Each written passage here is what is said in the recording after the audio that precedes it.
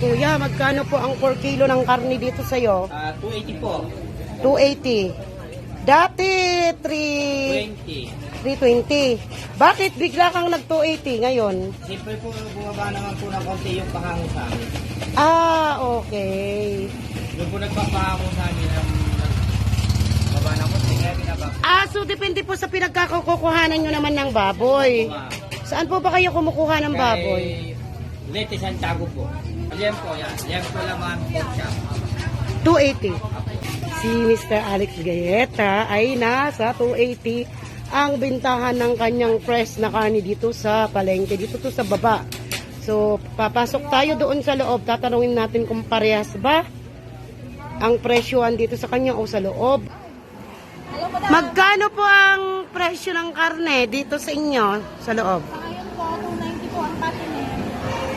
290 ang patiner. Laman saka itong Yan po, pork chop. 290. Bakit bumaba? Medyo nagbaba naman po ng konti sa farm, kaya nagbaba din po kami. Mayroon naman po bang bumibili? Meron naman po, yung po masiselan po sa baboy, gusto po nila yung ganitong klase, may malambot. Magkano po ba ang live weight ngayon sa farm? 170 po ang patiner. 170. Patiner po yun, mas mura po ang oversize. Pag oversize magkano? Alam kasi hindi po ako nangunguha ng oversize patiner po, basta kami po, mas mura ang oversize. Ito ba, Ma'am Beth, yung kinukuhanan nyo ng mga live weight? Dito lang ba to sa Gimba? Galing po ito sa Tarlac po. Sa Tarlac? Ayan, Mrs. Alpinda. Bakit po dito po kayo bumibili sa mahal? Ano? Maganda siya.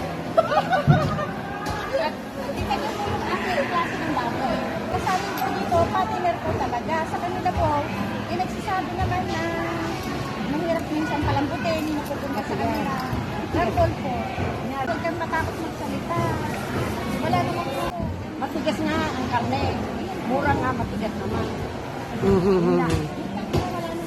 Wala namang masama. Mura nga doon. Maraming bibili. Kaya lang, siguro matanda na ito.